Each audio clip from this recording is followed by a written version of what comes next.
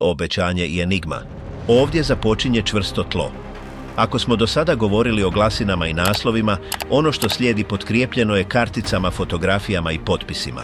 Godine 1940. Einsatzstab Reichsleiter Rosenberg, ERR, pod vodstvom Alfreda Rosenberga, pretvorio je kulturnu pljačku u administrativni postupak. Sa sjedištem u Berlinu i timovima u Francuskoj i Beneluxu upadali su u privatne zbirke, inventarizirali svaku stavku i pripremali pošiljke za Reich. Nije bila riječ o kaotičnom plijenu, bila je to politika. Između 1940. i srpnja 1944. prema evidencijama ERR-a, taj mehanizam prikupio je 21.903 predmeta, većinom iz 203 židovske zbirke. Razmjeri se bolje razumiju detaljno. Više od 10.000 slika i tisuće predmeta primijenjene umjetnosti, tekstila, namještaja i azijske umjetnine. Svakoj je umjetnini dodijeljen alfanumerički kod s oznakom zbirke, napreksis inicijal prezimena vlasnika i uzastopnim brojem. Na karticu se dodavala crno-bijela fotografija, slika kao trag kontrole. Odredište je bilo unaprijed određeno, dio za Hitlerovu osobnu zbirku, drugi za gomilanje Hermana Göringa, treći za njemačke muzeje. Ono što je prodajno išlo je na aukciju. Pljačka je tako hranila ugled, propagandu i financije. Kada su saveznici ušli u Njemačku 1945. nisu pronašli samo skladišta i kutije, pronašli su i evidencije. Dokumenti, albumi i negativi prešli su u ruke američke vojske i pod upravu okupacijskih vlasti, OMGUS.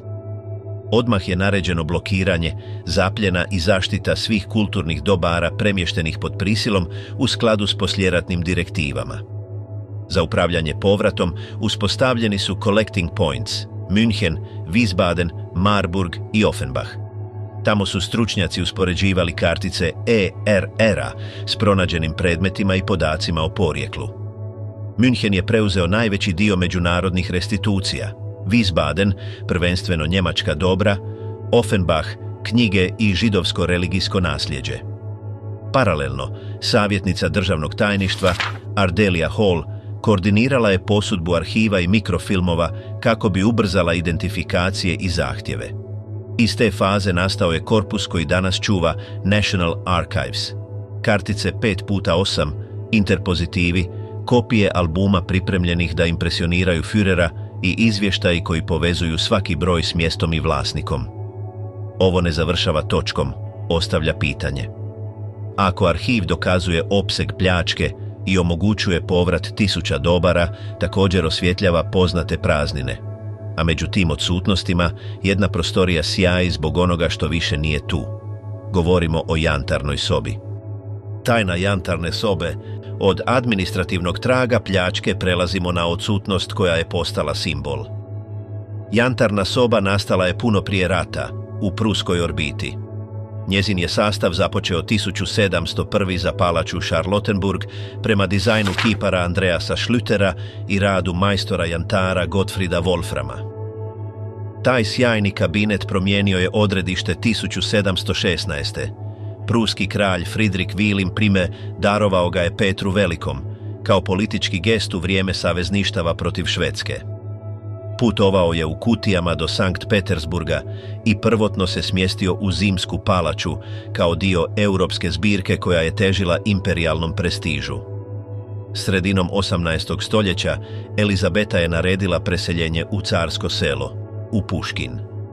Talijan Rastrelli redizajnirao je sastav za veći prostor s novim panelima poslanim iz Berlina. Nakon niza preinaka, prostorija je pokrivala oko 55 kvadratnih metara i koncentrirala nekoliko tona jantara ukrašenog zlatnim listićem. Nije bila samo raskoš, služila je kao molitvena soba za Elizabetu, salon za sastanke za Katarinu II i mjesto ponosa za Aleksandra II, zaljubljenika u taj materijal. Rat je prekinuo tu kontinuitet. 22. lipnja 1941. počela je Barbarossa i s njom pljačka tisuća umjetnina. U Puškinu kustosi su pokušali rastaviti i sakriti panele. Materijal, isušeni, raspadao se. odlučili su ga prekriti tapetama. Njemački timovi nisu se dali zavarati. U nešto više od jednog dana rastavili su sobu, zapakirali je u 27 kutija i poslali u Königsberg, danas Kaliningrad. Tamo je bila izložena u dvorcu muzeju pod vodstvom stručnjaka Alfreda Rodea, koji je dokumentirao povijest panela. Kada se front približio, krajem 1943. naredili su ponovno pakiranje svega. U kolovozu 1944. saveznički bombardamenti razorili su grad i dvorac je ostao u ruševinama. Od tada trag postaje nejasan. Najrealističnija hipoteza drži da su kutije izgubljene u tom požaru. Druge pretpostavke upućuju na podzemna spremišta u samom Kaliningradu ili na potopljenu pošiljku u Baltičkom moru. Bilo je djelomičnih nalaza. 1997. u Bremenu se pojavio mozaik koji je pripadao skupu, vraćen istraživačima nakon kasnog traga. Paralelno su se širile mračne priče, smrti, kobne slučajnosti, koje je tiskovina nazvala prokletstvom, šum koji malo doprinosi provjeri. Ono što je provjerljivo, 1979. započela je rekonstrukcija u Carskom selu. Svečano je otvorena 2003. zajedničkim činom ruskog i njemačkog vodstva. No trag originala i dalje je otvoren. A ta mješavina arhiva i praznine hranit će, već u sljedećem slučaju, puno noviju groznicu.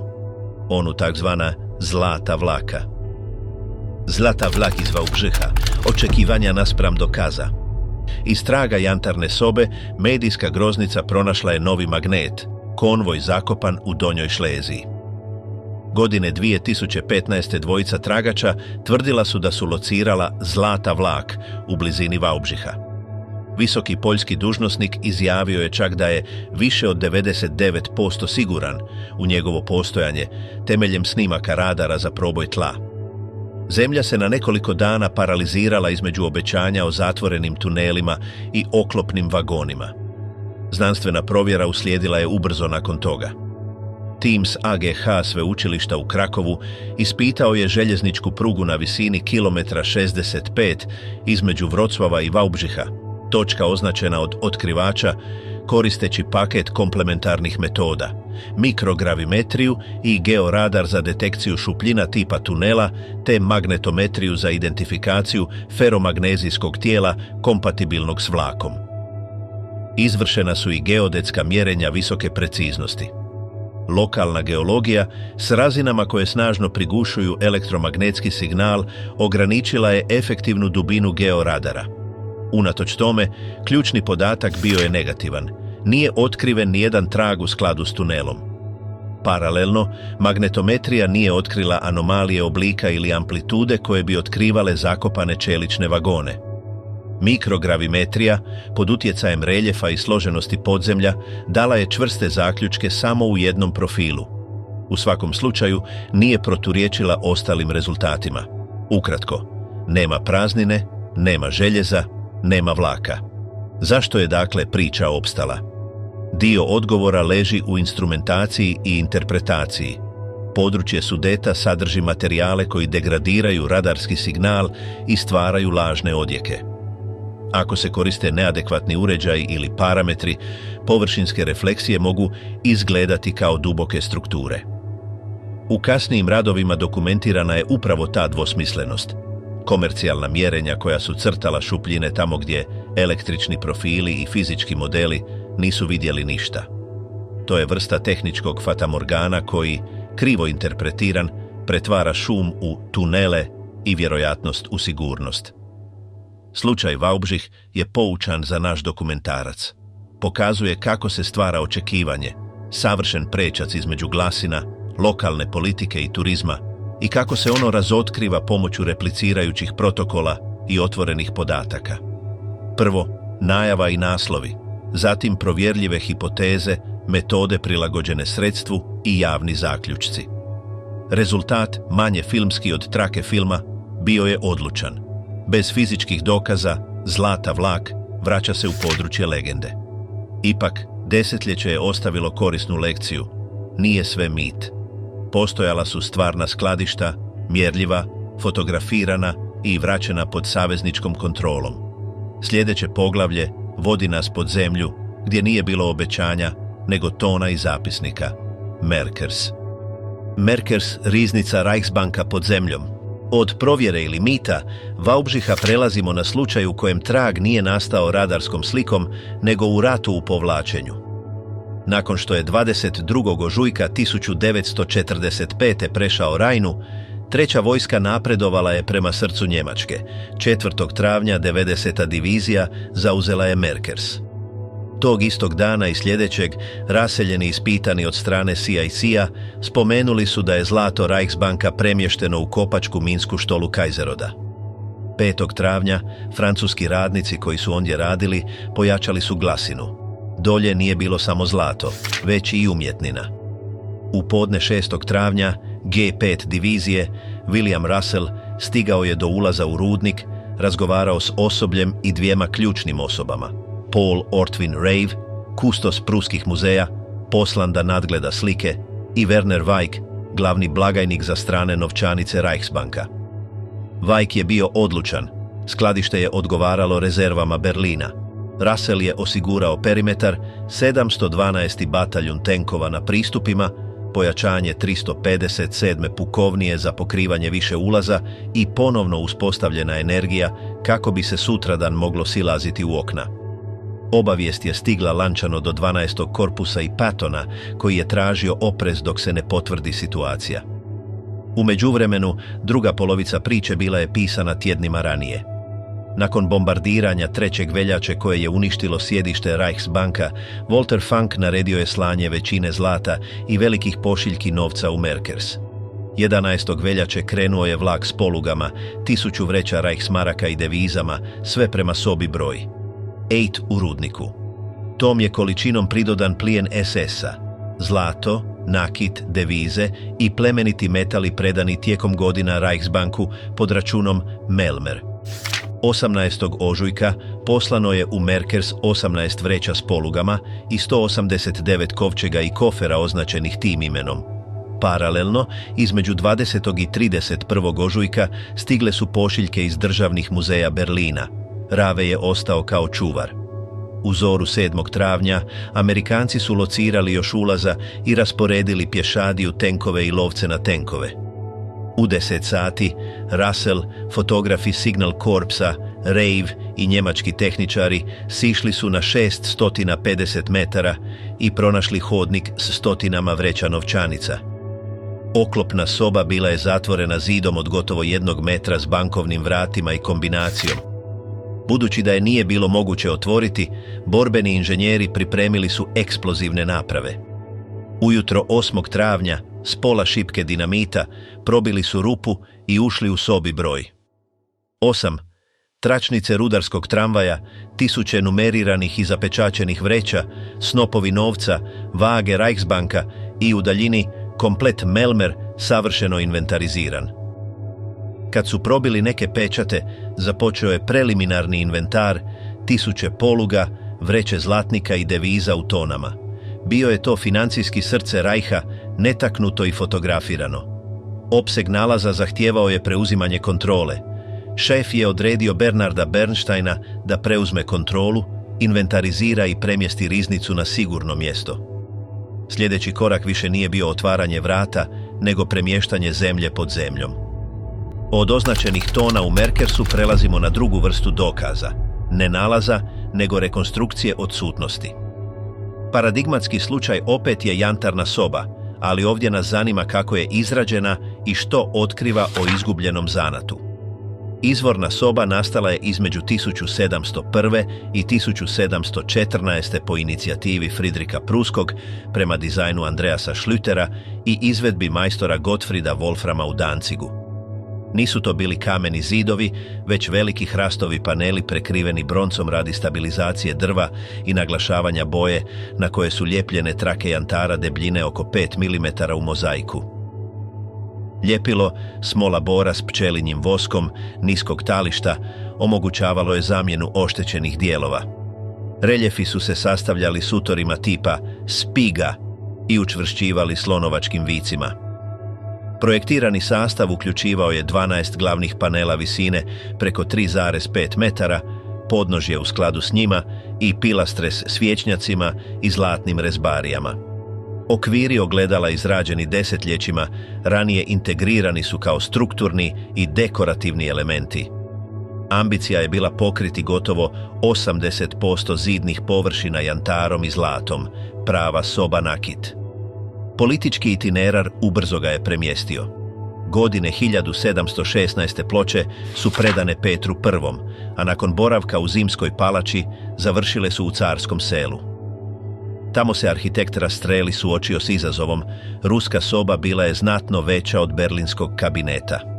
Kako bi nadoknadio, podigao je panele na kamene postolje, umnožio ogledalne pilastre, dodao raskošnu kornicu i naručio veliki oslikani platno koje je imitiralo jantarni mozaik između kornice i stropa, s reljefima i broncom složenim da održi iluziju. Čak su stari ogledali u okvirima iz Drezdena zamijenjeni alegorijskim mozaicima, a pod je pokriven parketom od 15 vrsta drva. Rezultat je varao oko. Gdje je materijala nedostajalo, koristili su se radionitski trikovi. Taj virtuozitet imao je svoju cijenu. Kombinacija zimskih mjeseci bez grijanja i ljeta sa stotinama upaljenih svijeća, pola tisuće svjetiljki, uzrokovala je širenje i skupljanje postolja i ljepila. Ploče su pucale ili se odvajale. Od 1758. kustos Friedrich Rogenbuke osnovao je radionicu na licu mjesta s časnicima iz Königsberga kako bi popravljao, dodavao obloženi namještaj i popunjavao praznine. Soba u ceremonijalnoj upotrebi od 1756 službeno nije smatrana završenom sve do oko 1780, gotovo 3/4 stoljeća nakon početka. Kada je 1941. rat uništio tu ravnotežu, izgubljen je ne samo komplet, nego i tehnike i recepti. Zato su, kada je 1979. naređena rekreacija, ruski majstori stali pred zagonetku, malo dokumentacije, zaboravljeni 18. stoljeće postupci i nepoznati materijali ljepila i boja. 24 godine kasnije, 2003. rekonstrukcija je otvorena, ali original još uvijek nije pronađen. Među tim drugim scenarijima koji su se pojavili nakon Merkersa, jedan se nameće iznad svih. Jantarna soba, simbol izgubljenog i rekonstruiranog. Nakon desetljeća netaknuta u Katarinинoj palači, rat je promijenio scenarij. Ljeta 1941. kustosi su pokušali rastaviti sobu. Materijal, lomljiv od godina, raspadao se. Odlučili su je prikriti oblogom. Nije uspjelo. Prema njemačkim izvješćima, jedinica ju je rastavila za 36 sati, spakirala u 27 kutija i poslala vlakom u Königsberg, gdje je izložena u dvorcu. Početkom 1945. ravnatelj muzeja, Alfred Rode, zabilježio je ponovno pakiranje panela radi evakuacije. Nakon toga, bombardiranja i sovjetsko zauzimanje izbrisali su trag. Nakon završetka sukoba, potraga je postala prioritetna. U ruševinama dvorca pronađen je namještaj iz Katarinine palače i ostaci firentinskog mozaika. Komisije, istrage i nove hipoteze nizale su se između 60. i 80. godina, bez povrata panela. Dominantna teza danas je prozačna. Ratna razaranja u posljednjim mjesecima sukoba. Ipak, bilo je povremenih otkrića. 1997. u Bremenu se pojavio originalni mozaik, Dodir i njuh, koji je putovao samostalno od 1941. ključni komad za preciziranje bilo koje replike. Jer drugi put bio je njegova rekonstrukcija. Palača je ostala u kosturu, soba s vidljivim zidovima od opeke. Godine 1979.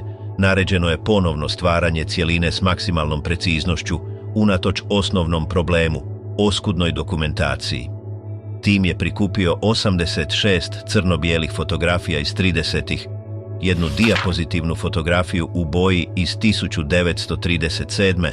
76 spašenih fragmenata i čak kovčeg potpisan od Gottfrieda Thuraua, jednog od originalnih majstora, koristan za proučavanje tehnika.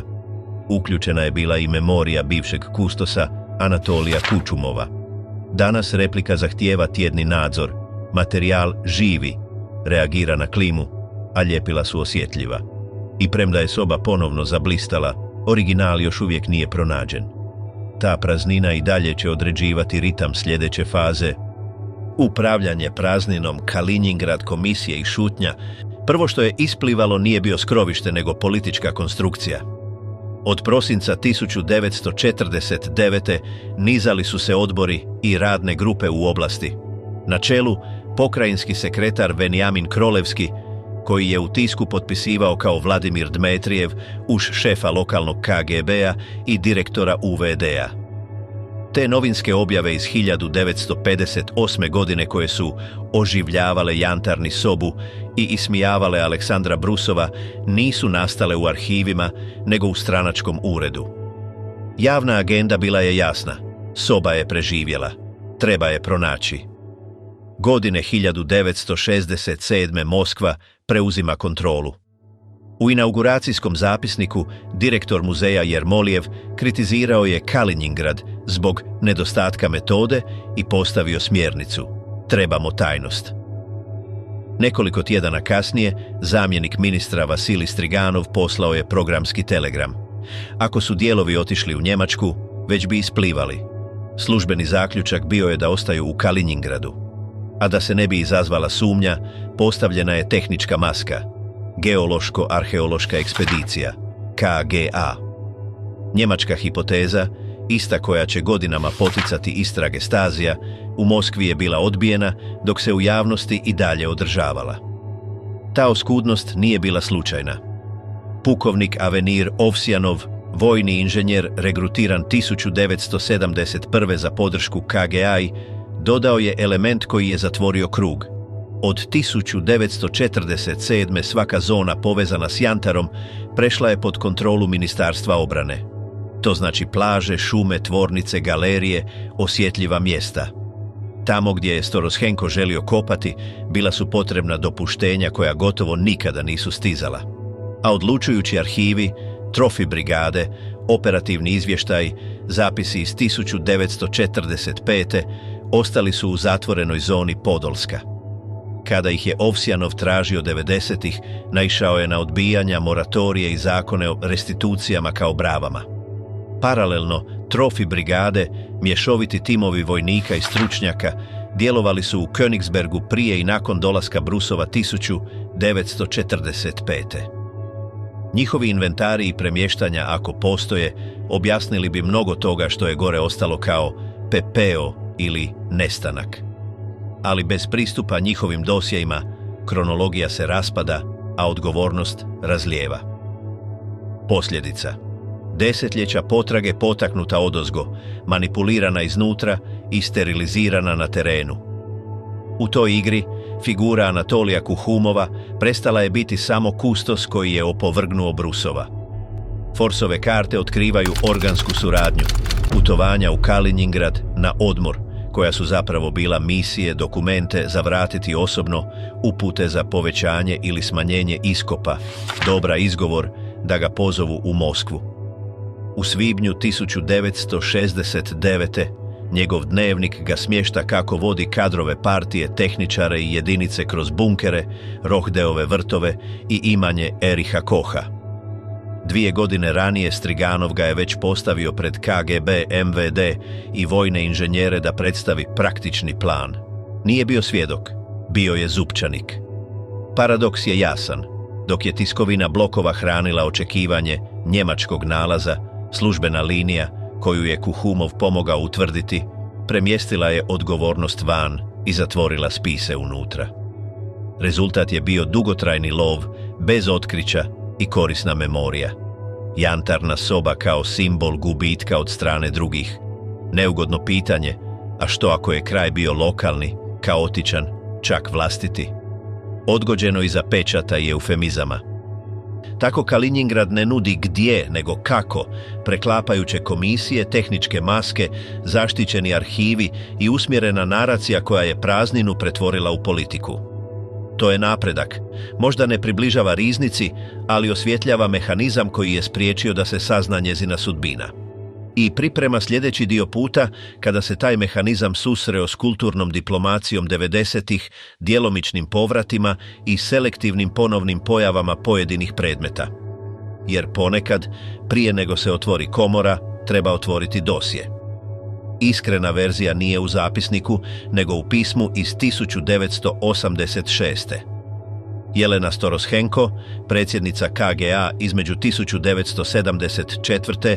i 1984. pisala je Anatoliju Kuhumovu da svijet vidi ono što nije stajalo u izvještajima. Površinske iskapanja, filtrirane svjedoke proslijeđene u Moskvu, zabranjene arhive, djela koja su sprječavala kopanje, minimalnu opremu i stvarnog tutora operacije, šefa KGB-a u Ministarstvu kulture, Gennadija S. Forsa. Nije nedostajala metoda, nedostajala je autorizacija, rezimira.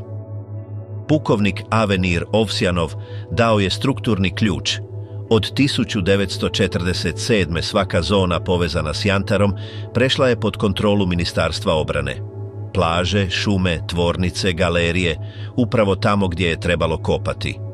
U toj strukturi Kučumov je bio više od kustosa. Njegovo pismo iz 1963. umanjuje njegove misije iz 1946. i 1949. kao izviđanja i traži ponovni početak potrage već usmjerene na poseban bunker. Izvor te sigurnosti leži u 1949. Nesposoban izvući išta od Gerharda Straussa, vratio je Brusova i postigao obrat od 180 stupnjeva. Profesor, koji je 1945. potpisao uništenje u Viteškoj dvorani, sada je priznao da je tamo vidio samo spaljena vrata, bez bronce i stakla, te se sjećao skloništa pod Steindamom koje nije bilo potpuno pregledano. Nije ga mogao ponovno pronaći, memorija me izdaje, i od tada je pokrajinski tim pod vodstvom Krolevskog tražio taj bunker s Kuhumovom kao savjetnikom, dok je tiskovina partije uspostavila novi dogmu. Riznica je preživjela i skriva se. Skica iz 1946 koja je srušila Brusova pokazuje krhkost argumenta. Zvijezdano otkriće 3 kamenita mozaika Dzokija ugljena pod stubištem. Zaključuje da tamo soba nije mogla gorjeti jer nema ni jednog komadića jantara i prostor je bio malen. Logika zanemaruje bitno. Jantar omekšava, volatilizira na temperaturama znatno nižim od onih koje praše malakit i staklo. Ako su oni ostali u pepelu, od organskog polimera ništa nije smjelo ostati. Također zanemaruje da je prije njegovog dolaska dvorac bio 2 mjeseca otvoren za vojnike i brigade. Bilo koji metal ili okovi koji su se mogli spasiti, mogli su nestati. Još uvjerljivije je ono što je isključeno.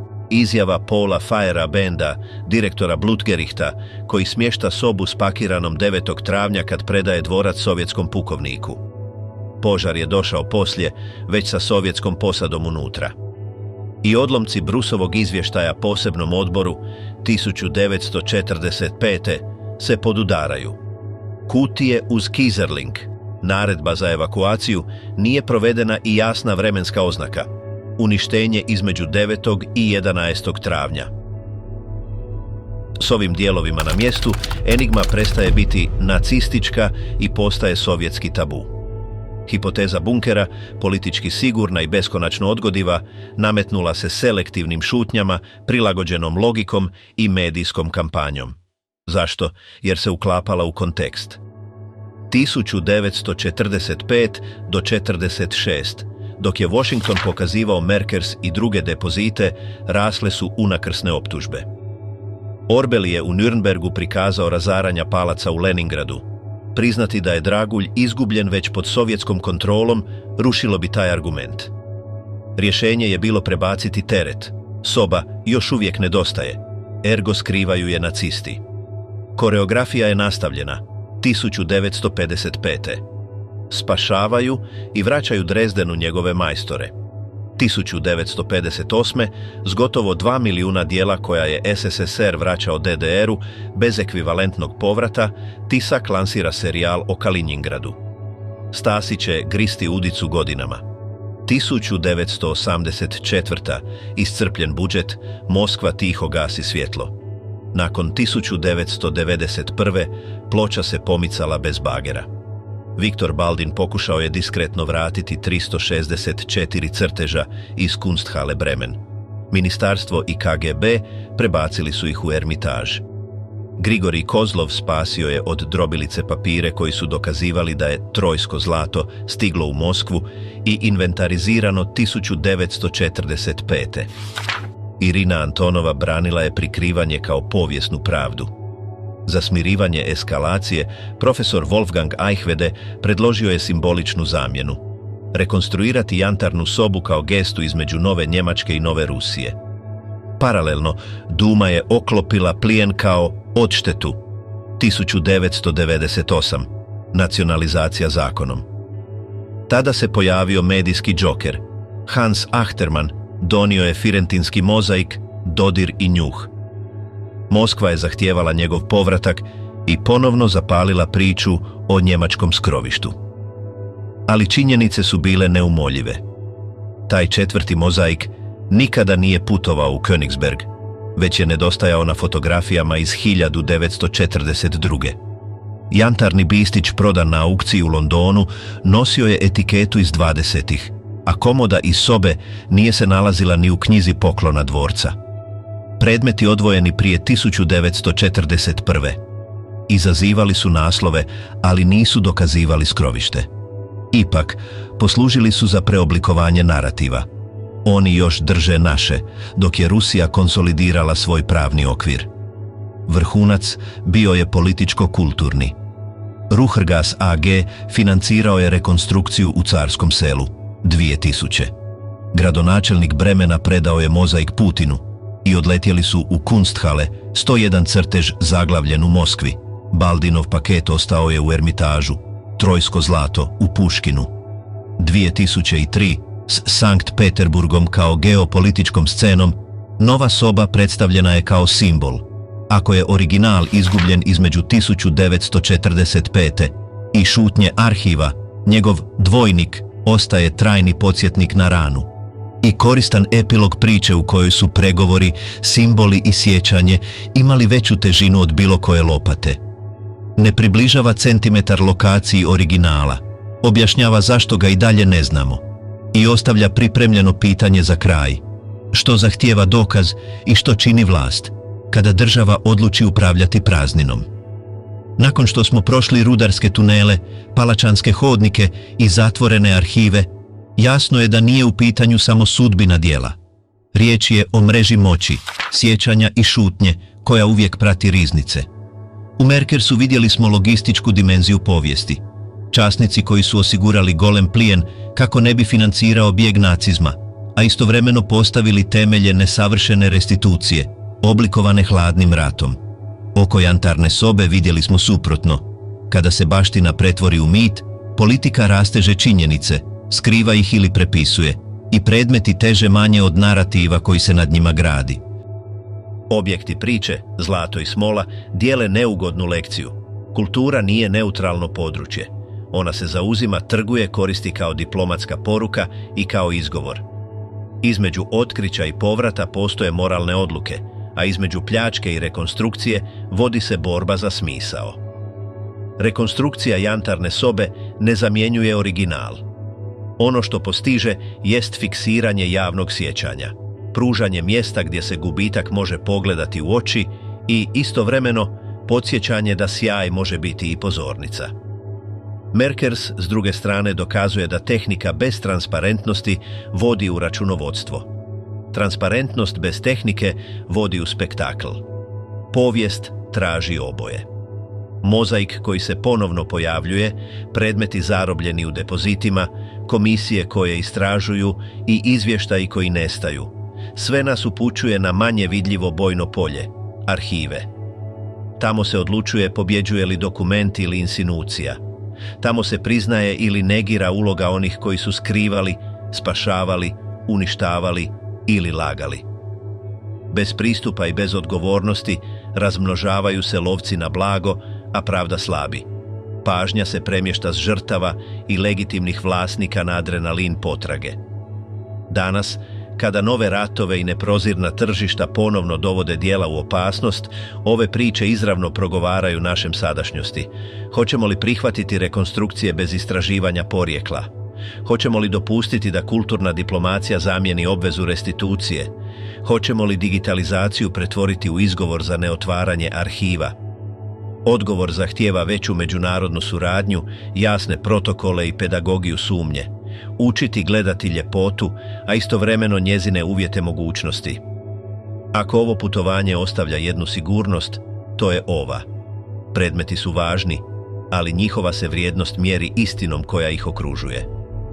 Povijesna pravda je spora, gruba i često antiklimaktična. Ipak, jedina je koja zatvara rane.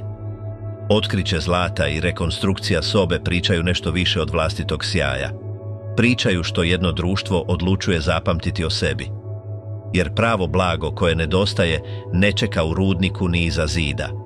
Ono je u šutnjama koje još uvijek opterećuju naše arhive i u građanskoj hrabrosti da se konačno kaže što se doista dogodilo.